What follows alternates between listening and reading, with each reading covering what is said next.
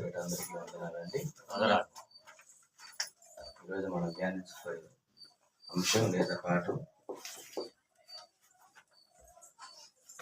ఈ కన్ను చెడితే చచ్చిపోతుంది.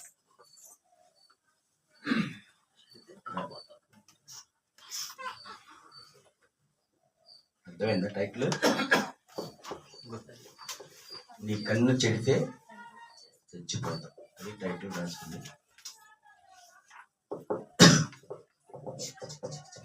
ఇప్పుడు సమాజం మొత్తం దేని మీద నడుస్తుంది? సమాజం దేని మీద నడుతుందండి? సమాజంలో ఏం నడుతుంది ఎక్కువగా?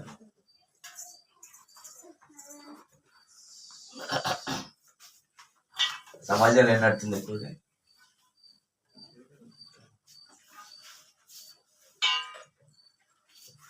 సమాజంలో నీతి ఉందా, పాపం ఉందా?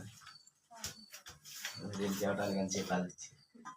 సమాజంలో ఏం నడుతుందంటే ఎక్కువగా పాపమే నడుతుంది. ఇటు చూసినా కానీ పాప కార్యాలయం నడుతున్నాయి, నీతి కార్యాలయం నడుతున్నాయి తక్కువగా. పాపం గురించి తక్కువగా ప్రసంగాలు జరుగుతున్నాయి, ఆశీర్వాదాల గురించి ఎక్కువగా ప్రసంగాలు జరుగుతున్నాయి. మనకి ఖండించే వాక్యాలు చెప్పే కాడికి ఎక్కువగా వెళ్తారా? ఇష్టపడరు. ఆశీర్వాదాలు కానీ ఈమెయిల్ని కానీ ఇవన్నీ చెప్తూ ఉంటా వాళ్ళ కాడికి ఏంటంటే క్యాంపులు చేసే వాళ్ళ కాడికి ఎక్కువగా వెళ్తూ ఉంటారు. సూటిగా ముక్కుసూటిగా నీతిగా దేవుడు ఉన్న వాక్యాన్ని బలంగా చూపుతూ ఉన్నతంగా బోధించే వాళ్ళ మందిరాలకి చాలా అరుదుగా ఉంటుంది. ఆ మందిరాల్లో చూడండి, ఉన్నత సత్యవాక్యాన్ని వివరించి బోధించే వాళ్ళ మందిరాలకు తక్కువగానే వస్తాయి. కానీ మన దేవుడు ఏం చెబుతున్నాడంటే ఉన్నది ప్రకటించాలా లేదా? మనకు అనుకూలంగా మలుచుకుంటే వాక్యం అర్థం బాగుంటుందా? దేవుడికి విరోధమే కదా, దేవుడికి వ్యతిరేకమే అది. కానీ ఉన్నది బోధించడమే మన ధర్మం. బోధించడం ఒక వ్యక్తి అయితే పాటించడం కూడా ఒక వ్యక్తి. చూసుకోను, కొత్త నిబంధన బద్దులుగా మనం పాటించామో లేదా విలువలు తెలియదు, కానీ పాత నిబంధన బద్దులుగా ఒక వ్యక్తి పాటించాడు. ఆ పాటించిన వ్యక్తిని మనం పరిచయం చేసుకుందాం. ఏబు గ్రంథం 31వ అధ్యాయం 1వ వచనం చదవండి. ఏబు గ్రంథం 31వ అధ్యాయం 1వ వచనం చదవండి. నేను నా కన్నులతో నిబంధన చేసుకుంటుంది, కన్యకను నేను ఎలాగ చూసేదను, అలాగ చేసిన ఎడల పరమునున్న దేవుని ఆజ్ఞ ఏమవును? చాలండి. ఏమన్నాడు భక్తుడు? నా కన్నులతో నిబంధన చేసుకుంటుని నేను కన్యకను ఎలాగ చూసేదను. కళ్ళతో పాపం జరిగిద్దా లేదా?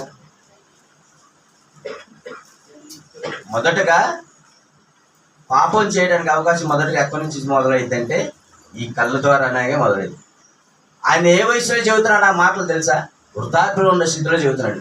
వృద్ధాప్యులు ఉన్న వాళ్ళు కూడా ఉంటాయి, కోరికలు అంటే ఉంటాయి. ఉండవా? ఉండవా? ఉంటాయండి, కోరికలు రేపుతుంటాయి. ఈ మానవ దేహం అసమటిదంటే చనిపోయినంత మట్టిలో కలిసేంత వరకు కూడా కోరికలు ఉంటాయి. కోరికలు రావు, కోరికలు ఉండవు అనేవాళ్ళు అది అబద్ధం. వాస్తవానికి మరణ స్థితిలోకి వెళ్ళేదా వ్యక్తికి కూడా కోరికలు ఉంటానే ఉంటాయి. ఆయన ఏమన్నాడు? నా కళ్ళతో నేను కన్నికను ఎలా చూసేదను, దేవుడు ఉన్న పరమనున్న దేవుడు ఆజ్ఞ ఏమైపోను అంటున్నాడు. మరి అంత భద్రుడైన ఆయనే నీతిమంతే భయపడుతుంటే మనం భయపడుతున్నావా? ఆ భయపడే దాపకాల్లో ఉంటున్నావా? ఆయన అయితే నిబంధన చేసుకున్నాను, నా కళ్ళతో నేను కన్నికను చూడలేను, ఆ దుష్కారం నేను ఎలా చేయగలను అన్నాడు. అదే విషయంలో దేవుడు అంత నిజాయితీగా ఈ వ్యక్తి నిలబడ్డాడు. ఇంకొక వ్యక్తిని పరిచయం చేసుకున్నట్టయితే ఇద్దరు వ్యక్తులు పరిచయం చేస్తాను ఇలా. అదే ఏబు గారిని చూసుకున్నట్టయితే నీతి కోసం నిలబడ్డాడు. అదే ఇంకొక వ్యక్తిని చూసుకున్నట్టయితే దేవుడు అవమానకరంగా కార్యాల్లోనూ నిలబడ్డాడు. దేవుడు ఎదుట ఒక ప్రధాన ముద్దాయిగా నిలబడ్డాడు. ఎవరయ్యా ఆ వ్యక్తి అంటే ఆ దాపకాల్లో ఉన్నది ఆ వ్యక్తి ఎవరయ్యా అని మనం చూసుకుంటే మన అందరికీ తెలిసిన వ్యక్తే. ఎన్నో మాటలు విన్న వ్యక్తి, ఆ వ్యక్తి గురించి మనం ఆయనవే దావీదు గారు వివరించుకుంటూ వెళ్తే దావీదు గారి గురించి చాలా గొప్ప ఉన్నతంగా బతికిన వ్యక్తి ఒక్క విషయంలో ఏమైపోయాడంటే జారిపోతాడు. ఒక్క విషయం ఏమవుతుందంటే తప్పు చేసేస్తాడు. ఆ తప్పు ఆయన వెంటాడుతూ వేధిస్తూ కొన్నాళ్ళుగా ఆయన ఎంతో మానసికంగా పొంగదిస్తూ ఉండిద్ది. ఆ సుప్రసిద్ధమైన వ్యక్తి ఎవరయ్యా అంటే మన దావీదు గారు. ఎక్కడయ్యా ఆయన తప్పు చేసిందంటే మనందరికి తెలిసింది సార్. వచ్చినది చదవండి ఒకసారి, ఆ వచ్చిన చూసి ముందుకు వెళ్దాం. సంధివేళ సమయంలో, ఎక్కడ సంధివేళ సమయం, కొద్దిగా రిఫరెన్స్ చదవండి కొద్దిగా. 1 సమయాలు 11వ అధ్యాయం మొదలు చదవండి. ఏ కాలం అంట? వసంతకాలమున రాజులు యుద్ధమునకు బయలుదేరుతుండగా దావీదు యోవాబును అతని వారిని ఇశ్రాయేలందరినీ పంపగా వారు అమ్మోనీయులను సంహరించి రబ్బా పట్టణమును ముట్టవేసి, అయితే దావీదు యెరూషలేమునందు నిలిచి ఆ సమాజాన్ని చూడటానికి, ఆ ప్రాంతాన్ని చూడటానికి పైకి వచ్చి ఏం చేస్తున్నాడు? ఆయన టైం పాస్ చేస్తున్నాడు. అసలు రాజుకి ఉన్న హోదా ఏంది? రాజుకి కావాల్సింది సైన్యానికి ముందుంది నడిపించాల్సిన వ్యక్తి, ముందన్ని యుద్ధం చేయాల్సిన వ్యక్తి అక్కడ ఉన్నది. ఆయన ఆ సమయం ఉండాల్సిన అవసరం ఉందంటే అక్కడ పాప అన్నట్టుగా పలకరించింది ఆయన. సైతాన్ ఏం చేస్తాడంటే అండి, కొన్ని మనకి ఏవైతే ఉంటాయో బలహీనతలు, ఆ బలహీనతలు కళ్ళ ముందు పెట్టేస్తాడు. అది మనకు అర్థం కాక వాటికి లోబడిపోతాం, కనెక్ట్ అయిపోతాం. అక్కడే పాపం చేయడానికి అవకాశం చాలా ఉంటుంది. ఇదే అవకాశం దావీదు గారికి వచ్చిన అవకాశమే ఇంకొక వ్యక్తికి వచ్చింది. ఎవరికి చెప్పండి? అక్కడ పాపం చేశాడు ఆయన. పాపం చేశాడా? ఏపుగాన్ని చేసుకున్నాడు, నిబంధన చేసుకున్నాడు. ఒక యేసోపు గారిని చూసుకున్నట్టయితే ఆ ఆంటీతో తప్పు చేయకుండా పక్కకి వెళ్ళిపోయాడు. అది ఇప్పుడున్న కుర్రగాయలను చూసుకుంటే అవకాశం ఎదురు చూసేవాళ్ళు ఎక్కువైపోయారు. పాపం చేయడానికి చిన్నవాళ్ళు లేని పెద్దవాళ్ళు లేని తేడా లేకుండా పోతుంది సమాజం. పరిశుద్ధతను కాపాడుకోవాలి. భక్తులు మనకు ఎదురు మాదిరిగా ఎందుకు పెట్టారంటే మంచి పెట్టాడు, చెడు పెట్టాడు. మనం ఏం చేస్తామంటే ఎక్కువగా మంచిని తీసుకోం, చెడునే తీసుకోవడానికి ఇష్టపడతాం. దేవుడు ఏమన్నాడు? వాళ్ళని మాదిరిగా మనకి ఎందుకు పెట్టారంటే వాళ్ళని చూసైనా మారతారని. అర్థమైందా? ఆ వాక్యాలు చదువుకున్నప్పుడు మనం ఇలా బతకాలా, ఒక యేసోపు గారిలా బతకాలా, ఒక ఏబు గారిలా బతకాలా అనే విధానం ఉండిద్దని మనకు తెలియపరిచాడు ఆ వాక్యం ద్వారాగా. ఆయనైతే తప్పు చేయరా, ఈయనైతే ఏం చేస్తున్నాడు? దావీదు గారు ఇంకోటి అదే 2 సమయాలు కానీ 11వ అధ్యాయం 3వ వచనం చదవండి, బాగుంటుంది.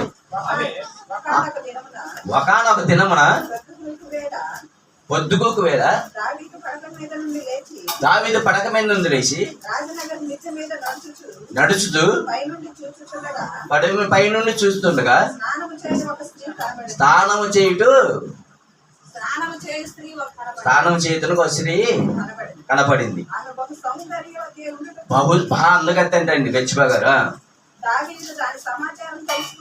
దావీదు తన సమాచారం తెలుసుకున్నట్టుకై ఒక దూతను పంపింది. దేవత అతడు వచ్చి, ఎవరి కుమార్తె? ఆయన పూర్తి తండ్రి పేరు కూడా చూడు, కింద చదవండి. ఎలియామ కుమార్తెయు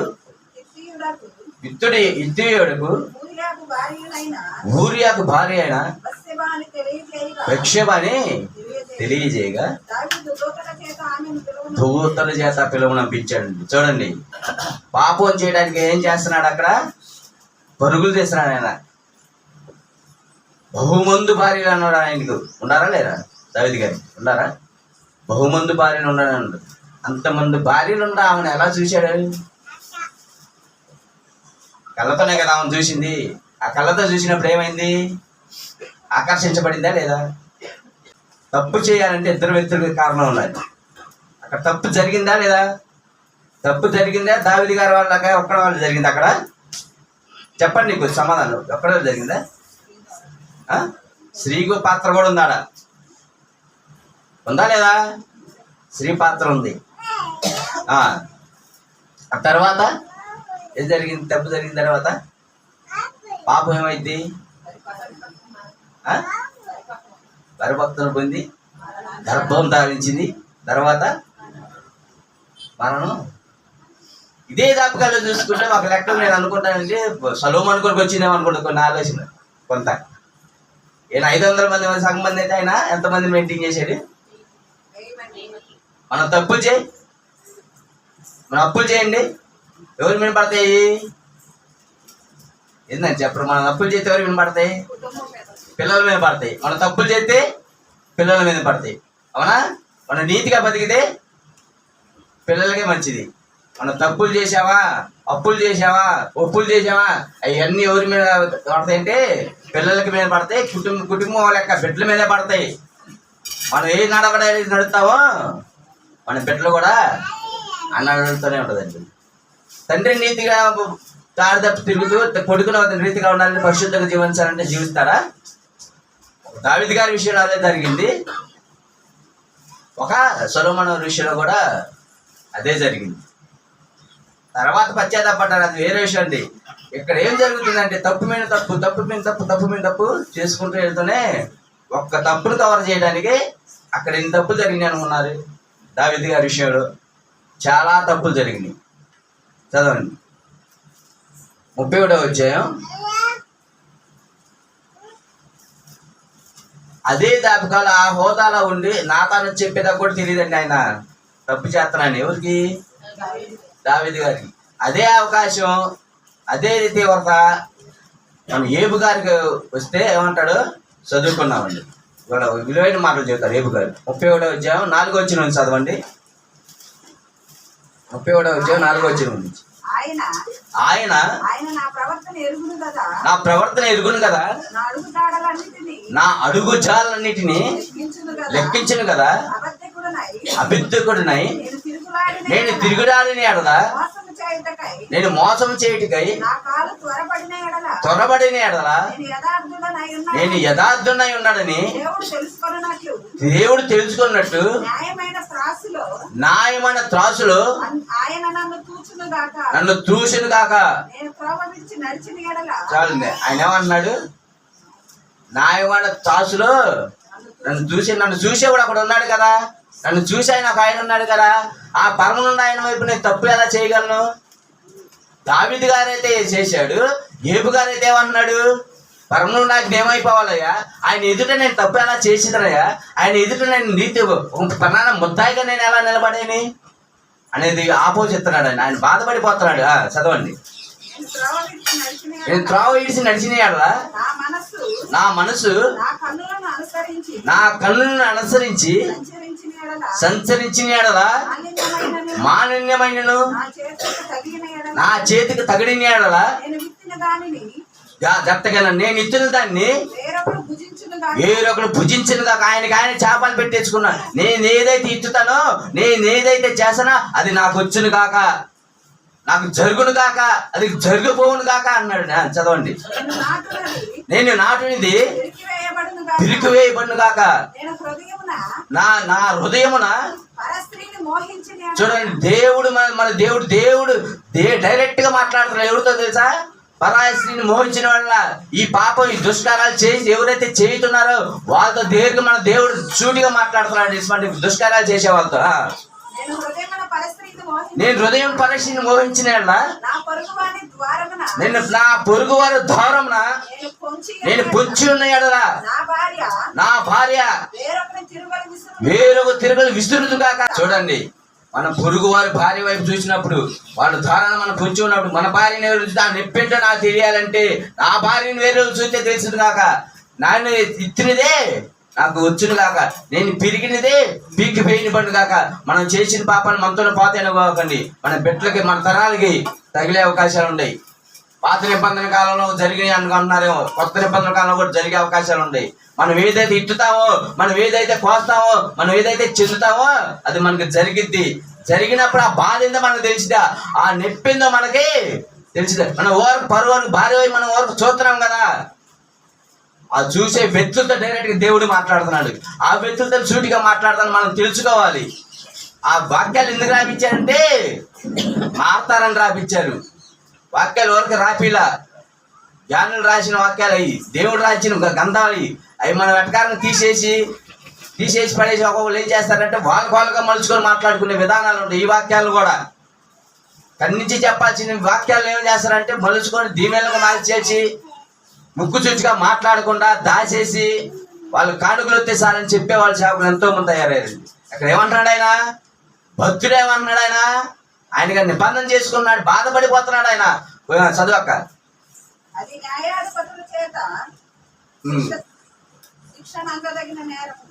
ఇంకోసారి చదువు.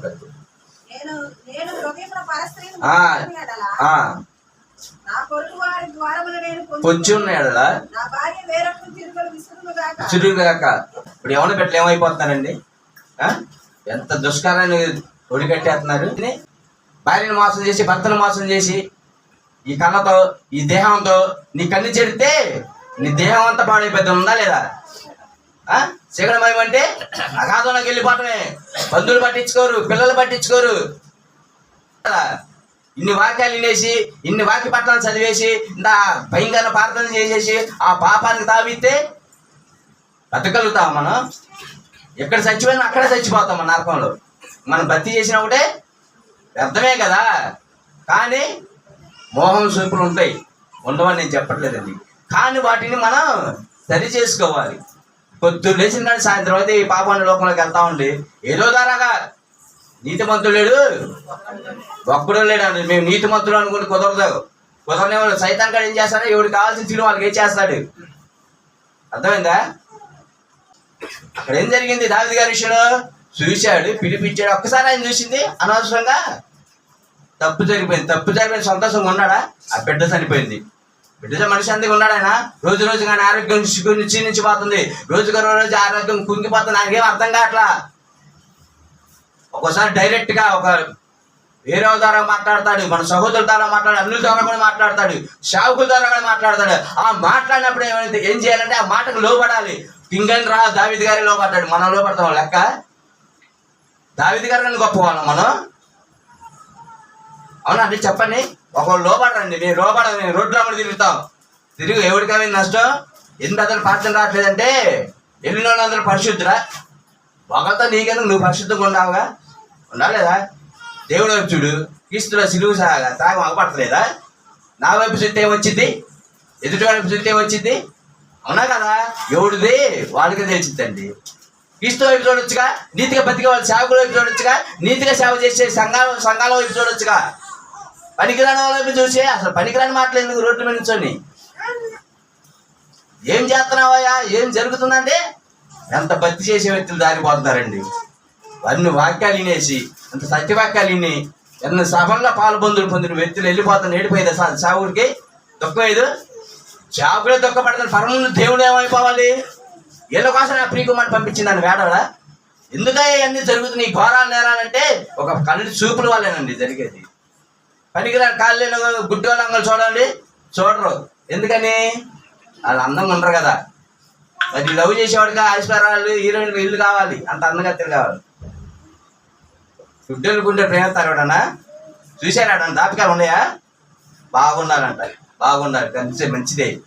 లోపడాలి. ఇప్పుడే చూసుకున్నా ఒక వ్యక్తిని, ముగ్గురు వ్యక్తిని ప్రేమించేది అది ప్రేమ కామా? ప్రేమ అంటే ఒకరితోనే పుట్టిద్దండి. అది కూడా పెద్దలకి మాట్లాడుకొని తల్లిదండ్రులు లోపడి చేసుకుంటే అది ఘనంగా ఉంటుంది. వివాహం కూడా అది. ఇక్కడ ఏం జరిగింది ఆ విషయంలో? ఏమన్నాడు ఏబు గారు? ఏమన్నాడండి? చదవండి, ముందుకెళ్దాం. హృదయంగా పాపం చేస్తే పొంచి ఉంటే అదే సీన్లని మనకు జరిగితే ఎట్లా ఉన్నది? తట్టుకోగలుగుతాం అసలు? మగోడు నువ్వు తప్పు చేస్తే తట్టుకుంటాం అసలు? మనం తట్టుకోలేము. భక్తులు మనం ఏం నేర్చుకోవాలంటే ముందు దేవుడి పెట్టలైన వాళ్ళు ఇష్టమంటే నేర్చుకోవాలి. ముందు అన్నిటికీ ముందుకెళ్ళిపోవడానికి మనం ఇష్టపడాలి. దావీదు గారు ఏం చేశారు? తర్వాత నాతాను వచ్చి దావీదు గారు ఏం చేశారండి? రాజా చిన్న పొడుపు కథ చెబుతాను నీకు అన్నాడు. చెప్పుము అన్నాడు. ఎవరు? సింహాసనం మీద రాజుగారు దావీదు గారు. చెప్పు అంటే ఆయన ఏం చేశాడు? చిన్న పొదుపు కథ చెప్పారు. ఎవరు? నాతాను గారు చెప్పినప్పుడు ఏమైంది? లోపడాలే లేదా? ఏమని చెప్పాడు రాజా? ఈ ఊర్లో ఒక ఉన్నాయన వ్యక్తి ఉన్నాడు అన్నాడు. ఇది మన రాజ్యంలోనే, మన రాజ్యంలోనే. చెప్పు. ఒక లేని వ్యక్తి ఉన్నాడు రాజా. చెప్పు. అయితే ఈ ఉన్నవాడికి కోరిక కలిగిందంట. ఏంటది? లేనాడు ఉన్న వేల వేల గొర్రెలు ఉన్నాయి ఒక వ్యక్తికి. ఉన్న ఒక గొర్రెనే ఎంతో ప్రేమగా అపురూపంగా పెంచుకుంటున్నాడు ఒక వ్యక్తి. వేల గొర్రెలు ఉన్నవాడికి ఏ గొర్రె నచ్చిందంట? పేదవాడి గొర్రె నచ్చిందంట. చెప్పు అన్నాడు. ఒక గొర్రెని తీసుకెళ్ళి ఏం చేశాడంట? ప్రేమ విందు చేసి పెట్టాడంట. ఎవరికి? వచ్చిన వాడికి. ఇక్కడ బలి అయిపోయిన గొర్రె ఎవరు? మనం ఆలోచిస్తే బలి అయిపోయిన గొర్రె ఎవరండి? ఉరియా. వాస్తవానికి ఉరియా గారు అక్కడ బలి అయిపోయింది. వేల కొంత గొర్రెలు ఉందరికి దావీదు గారికి. ఈ పొడుపు కథలో ఆయన కాదు, చిన్నోడే కాదు దావీదు గారు కీర్తులు బాధ చేసిన వ్యక్తి. ఎందుకంటే ఆ ఒక్క తప్పుదారు 2 తప్పు జరిగినాయి ఆడ. ఉరియా చచ్చిపోవడానికి కారణం దావీదు గారేనండి. ఉరియాని చంపించడానికి కారణం దావీదు గారే. ఆయన అది తెలిసినాక ఇంత దుష్కార్యం ఎవరు చేశారు? చేసినోడికి మరణ శిక్ష అనుభవించాలి అంటే ఆ కోరిక ఎవరు కలిగించాడు? సైతాన్ గాడే. ఆ ఉండొక్క గొర్రెకు బలి అయిపోయినారు ఊరియా గారు. అవునా? ఆ కోరిక తప్పు చేసింది ఎవరు అంటే నువ్వే రాజా అని నిలబెట్టి చూసినప్పుడు, అంత భక్తుడు చెప్పినప్పుడు, అంత సేవకులు చెప్పినప్పుడు లోపడ్డాడు రాజుగారు. అంత దుష్కారం చేసింది ఎవడేసాడు? మరణ శిక్ష విధించాల్సింది అన్నప్పుడు ఆ మరణ శిక్షకు పాత్రలు నువ్వే రాజా అని నిలబెట్టి చూపించినప్పుడు నాతన్ గారు తలంచుకున్నాడండి. తప్పు నేర్చిపోయాడు. ఆయన లోపడ్డాడు. ఆ మాట చెప్పింది ఎవరు? సేవకులు చేసి చెప్పించింది ఎవరు? పరమున్న దేవుడు. ఆ మాటకు లోబడింది దావీదు గారు. ఒక్క తప్పు చేసుకుంటూ వచ్చిన తర్వాత ఆ విషయం ఏం జరిగిందంటే నాతాన్ గారు అసలు ఉరియా గారు ఏ రీతిగా అసలు ఆయన కొన్ని పదాలు పలుకుతాడండి. భలే ఉంటాయి. చదవండి 31:5 నుంచి చదవండి. కిందకి రండి. ఇంకా 4 రాదు. అయితే అట్లుండగా మార్గదర్శకుడు కిందకండి 2 సమయాలే 13 వచ్చింది. ఉరియా దావీదు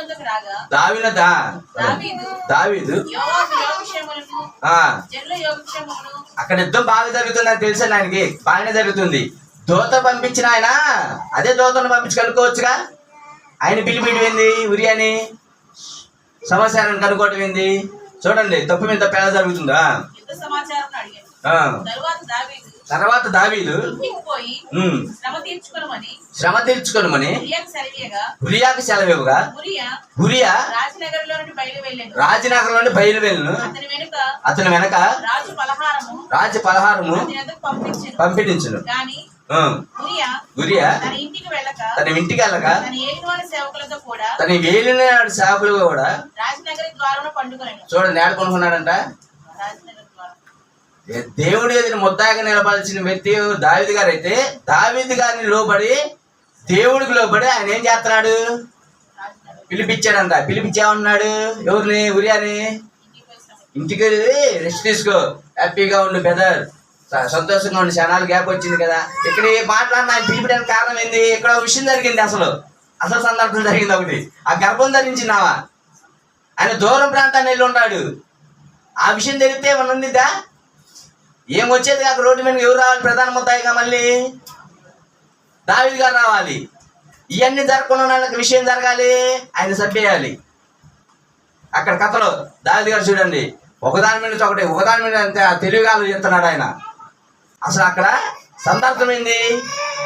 ఆయన పిలిపేయాలని అవసరం ఏంది? అసలు ఒక మిలిటరీ యజమాని, ఒక పోలీస్ డిపార్ట్మెంట్, ఒక యుద్ధం జరుగుతున్న అక్కడ ఆయన్ని పిలిపేయాల్సిన అవసరం ఏమైనా ఉందా? యుద్ధం ముమ్మరంగా జరుగుతుందండి. ఆ ముమ్మరంగా జరిగే విషయంలో ఒక వ్యక్తిని పిలిపేయాల్సిన అవసరం దావీదు గారికి. అక్కడ విషయం జరిగింది. గర్భం ధరించినావా? ఆ గర్భం పర్వత బయటకు వస్తే అది ఎవరిది? ఆయన దూరం ప్రాంతంలో ఉన్నాడు. ఈ భర్త ఏడా ఉన్నాడు. గర్భం ఎట్టొచ్చిందని ఏం చెప్పిద్దావా బక్షిబా గారు? తెలియపరిచింది దావీదు గారికి. తెలియపరిచినప్పుడు నేను సింహాసనం చెమటలు పట్టేసినాయి. ఈయనకి ఏం చేయాలి అర్థం కావట్లా. ఈ విషయం అట్ట చేయాలి. ఏదో ఒకటి చేసేసి ఉరియాని పిలిపేయాలి. ఉరియాని పిలిచి ఇంటికి పంపిస్తే ఆయన మీద నెట్టి వచ్చాను నింద. తెలివిగా ఆలోచించాడండి. కానీ అక్కడ దేవుడు అక్కడే ఇది కానీ లేలే కానీ ఫెయిల్ అయిపోయింది. ఆయన ఆలోచన మొత్తం ఫెయిల్ అయిపోతాయి. అని ఆయన ఏమన్నాడు చదవండి. బాలేదు, ఆయన నీతిగా బతికినాడు కాబట్టి ఆయన రాజు కోసం ఆడే పనుకున్నాడా. ఉరియను పిలిపించి నువ్వు ప్రయాణం చేసి వచ్చినావు కదా, తెలివిగా అంత మాట్లాడుతున్నావు చూడండి. ఇంటికి వెళ్ళకపోతేమని అడగగా చూడండి. మందసమును చూడండి, రాజా మందసమును ఇశ్రాయేలు జనంలో జరుగుతున్న యుద్ధాన్ని గుడారను నివసించినాను నా అధిపతి యోవాబును నా ఏలినవాడైన నీ సేవకులను దండులో ఉండగను భోజనం పానములు చేయుటకు నా భార్య వరుణుటకును నేను ఇంటికి పోయి. చూడండి ఏమన్నాడు, ఎవరు ఇక్కడ నీతిగా బతుకుతున్నాడంటే ఉరియా గారు బతుకుతున్నాడండి. అక్కడ ఎట్టా చెప్పనా రాజా, ఇక్కడ ఉమ్మరం యుద్ధం జరుగుతుంది, మందసం ఇశ్రాయేల్ అక్కడ ఉంది, ఇశ్రాయేల్ మందం యుద్ధంలో ఉన్నారు. వాళ్ళని వదిలేసి నన్ను నమ్ముకున్న నా రాజును వదిలేసి నా భార్యతో నేను ఎలా వెళ్ళి ఉంటానయ్యా, ఎలా సుఖపడతానయ్యా అనే పదాలు వాడుతున్నాడు ఆయన. దేవుడు తోడు, నీ తోడు, ప్రాణం ఇటానికి కానీ మేము సిద్ధమే కానీ నేను వెళ్ళను రాజా అన్నాడు. అక్కడ నీతికి ఎవరు బాగుపడ్డారు? ఉరియగా రాబడ్డాడు. అక్కడ తప్పుగా ఎవరు రాబడ్డారు? దావీదు. ఇది కూడా అర్థం కావట్లేదు అన్న దావీదు గారు ఇంకొక పై ఎత్తేసాడు, తాగుడు కార్యక్రమం పెట్టేశాడు ఆయన. చూడండి, తప్పు మీద తప్పు చేసుకుని వెళ్ళిపోతాను. దేవరికి ఏమైంది చెప్పనా, ఒక నీతి మంత్రి అవసరం అయితే ఉరియా గారు దావీదు గారు అడిగితే ప్రాణాన్ని ఇచ్చేస్తాడండి. మేముందా నీకోసం రాజా, మేము బ్రతుకుతుందా నీకోసం రాజా, నా ప్రాణమైన నా వ్యక్తి కూడా ఏమేమి చేశాడు తెలుసా? దావీదు గారు ఎదురు పెట్టి కొట్టి ఇచ్చేశాడు యుద్ధంలో. ఆయన చెప్పేశాడు ఏం వల్ల కావట్లేదని. అక్కడున్న వ్యక్తికి చెప్పేశాడు, ముందు ఉరియాని పెట్టేయండి. ఎవరైతే యుద్ధం చేశాడంటే ఎవరు పడితే వాళ్ళు చేస్తారు యుద్ధం. కత్తి పొట్టాడినా కత్తి భయంకర బరువు మనం పట్టుకొని మనం చేయలేం కూడా. యుద్ధం చేయాలంటే కెపాసిటీ ఉండాలి, దమ్ము ఉండాలి, ఎదుటి కొట్టాలి, సత్తా ఉండాలి. ఆ సత్తా ఉన్న వ్యక్తికి ఈ విషయం తెలిసిందంటే ఆ వ్యక్తిని బతకనేస్తాడా? పుచ్చగా నన్ను తలకాయని నరగడా? అంత శాతకాడు కదా ఎవరు? ఉరియా గారు. ఆయన రక్తాన్ని ఉరికించి యుద్ధాన్ని పోరాడే వ్యక్తి ఆయన. ఆ విషయం తెలిసి దూరుకుంటాడా? కానీ తెలియకుండా తప్పు చిప్పు చేసేసిన ఎవరయ్యా అంటే నమ్మిన రాజే చేసేసాడు ఆయన. ఎవరున్నాయా ఆయన మోసం చేస్తాను నమ్మిన పట్టులు లేదు. ఆ వ్యక్తిని ఏం చేసి చంపేశాడు. ఉరియా గారు చచ్చిపోయాడు. చచ్చిపోయినాక తర్వాత అంతా ఒక వ్యక్తి అయితే తర్వాత దావీదు గారు ఫస్ట్ నుంచి చూసి నెగిటివ్గా చూసాం కానీ ఆయన్ని. తర్వాత దావీదు గారు ఎంతో పశ్చాత్తాపడి ఎంతో వేదన చెందాడు. 52 కీర్తన రాసేది అదే 51 నుంచి. ఆ కీర్తనలో మొత్తం ఉంటది, దేవా శుద్ధులని దయచేయాలి. కొడుకు మనం చేసిన తప్పుడు మనతోనే వస్తాయండి. అవి ఏదో చేసేస్తున్నాం, ఏదో జరిగిపోతుంది అనుకుంటాం కదండి. చీకట్లో జరిగింది చీకట్లోనే అయిపోయింది అనుకుంటాం కదండి. అది మన ఎదుగు భూతంలాగా వచ్చింది ఒక దినాన. అప్పుడు చాలా బాధపడాలి, చాలా వేదన చెందాలి. ఆ తట్టుకోలేము మనం. అవసరం భక్తులైన వాళ్ళని తట్టుకోలేము. మనం తట్టుకుంటామా? ఆయన ఏడుతూ కన్నీళ్ళు పడితే ఏమో చదవండి, అది కొంచెం చదవండి, ముగించుకుందాం, సమయం అయిపోయింది. చదవండి. దావీదు గారు ఎంతగా ఇప్పుడు నెగిటివ్గా చూసామని, ఇక్కడ నుంచి మంచి యాంగిల్ బాగుంటుంది చూడండి. ఆ ఒక్క పదం చదవండి, ముగించుకుందాం. దేవా 50 చదవండి. దేవా నీ కృప తప్పున నన్ను కరుణింపు, నీ వాక్శాల బాక్షులు తప్పున నా అతిక్రమమును తుడిచివేయము, నా దోషము పోవునట్టు నన్ను బాహుగా కడుగుము, నా పాపం పోవునట్టు. చూడండి ఆయన ఎంత బాధపడుతున్నాడు. తెలిసి నేను పాపం చేశానయ్యా, తెలిసి నేను పాపం చేశాను, నన్ను కడుగుబోయ్యా, శుద్ధ మనసు నాకు దయచే, శుద్ధ హృదయం నాకు దయచేయబోయా అని వేదన చెందుతూ ఆయన ఆ కీర్తన రాస్తాడండి. అప్పుడు దేవుడు ఆయన మెచ్చుకున్నాడు లేదా? తప్పు ఒప్పుకునేవాడి కంటే ఒప్పుకునేవాడిని దేవుడు ఇష్టపడతాడండి. ఇష్టపడి ఏం చేయాలంటే ఆయన ఏ రీతిగా పశ్చాత్తాపడ్డాడో ఆ రీతిగా మనం కూడా తప్పులో ఉంటే ఒప్పుకొని ఆయన సన్నిధిలో గోజాడుతూ ప్రార్థించినప్పుడు ఏమైందంటే ఆ ప్రార్థన విని మన దేవుడు ఏం చేస్తాడంటే కనికరించి ఆ తప్పును కడిగేస్తాడు, తీసివేస్తాడు. అయినా మన దేవుడు క్షమించే దేవుడే కానీ శిక్షించే దేవుడు కాదు. శిక్షించే దేవుడు కాదు అన్నాడని చెప్పి పద్దాడైతే తప్పు చెప్తే శిక్షకే అప్పు చెబుతాడు, దుష్ట మనసుకి అప్పు చెప్పేస్తాడు. మనం ఎంత అరిచినా, ఎంత గోజాడినా, ఎంత వేడిచినా మన ఆయనకి వినపడ, ఆయన చెవికి వినపడ, ఆయన చెవి కళ్ళకి కనపడదంట. తప్పు మేము తప్పు చేసుకుంటే ఊరుకుంటాను, మన ప్రేమమైన కరుణమని అనుకున్నామంట. దేవుడు ప్రేమించే దేవుడే కానీ శిక్షించే దేవుడు కూడా. ఆయన శిక్షకి మనం తట్టుకోలేము అసలు, ఆయన ఉగ్రతకి. అట్లా దావీదుకి ఏదైతే పక్షాన దావీదు గారు తప్పు చేసి, మనం కూడా ఏం చేయాలంటే మన కళ్ళకి, మన దేహానికి కన్నుకి మనం లింకప్ అయి ఉంటాయి. మనం మనసుకి ఏం చేయాలంటే చెప్పుకోవాలండి. మా కళ్ళతో ఏబు గారు అయితే ఏది చెప్పుకున్నారో, దావీదు గారు ఏదైతే పశ్చాత్తాపడ్డారో, మనం కూడా ఏం చేద్దామంటే పశ్చాత్తాపడదాం. ఎవరుంటే తప్పులు తీసేసుకొని పరిశుద్ధంగా జీవించాలయ్యా అనే జీవితాలను అడుక్కుందాం. పనులను ప్రార్థించుకుందాం. ప్రేమ గల తండ్రి, కృపగల దేవా, దావీదు గారిని, ఏబు గారిని మా ముందు పెట్టేవా, మాకు ఎన్నో విలువైన మాటలు మా ద్వారా మాట్లాడారు దేవుడు. మా ద్వారా పలికించాలని నేను విశ్వసిస్తున్నావు తండ్రి. అవును తండ్రి, దావీదు గారు కళ్ళతో చేసే తప్పు గారు అడిగా ఘోరానికి ఒడిగట్టిన తండ్రి నాయన. ఏబు గారు అయితే తన కళ్ళకి నిబంధన చేసుకున్నారు దేవుడు. నాయన, భక్తులు మాదిరిగా మాకు ఎందుకు పెట్టారంటే వాళ్ళని చూసానే మేము మారుతామేమని, వాళ్ళని మాదిరిగా పెట్టుకొని బ్రతుకుతామని. నీతిగా ఎవరైతే బ్రతుకుతున్నారో ఆ బ్రతుకులు మాకు తెలిసి మొదటిగా మా క్రీస్తు వారు నీతిగా జీవించారు. శరీరధారికి వచ్చినా కానీ ఏ పాపం ఆయన అంటకొని 33 సంవత్సరాలు బ్రతికి చూపించిన మహావీరుడయ్యా. ఆ వీరుడు దాపికాలు మేము ఉండాలని, ఆ రాజ్యంలో మేము చేరాలని, ఆ దాపికాలు మేము ఉండాలని, అగాధంలాగా మేము వెళ్ళిపోకుండా నాయన వాక్యాచారంగా జీవించే జీవితాలు బ్రతుకులు మాకు అనుకరించమని దేవ. మా తర్వాత మాట్లాడు దేన దాసులు కూడా మాటలకు ఏం మాట్లాడుతున్నాం మీ దాసుల ద్వారా పలికించమని నాయన. విన్న వాక్యాన్ని హృదయం భద్రపరచుకొని వాక్యాచారంగా జీవించే జీవితాలు బ్రతుకులు మాకు అనుకరించమని క్రీస్తు పేరు ప్రార్థన సమర్పించుకున్నాను పరమ తండ్రి. ఆమేన్.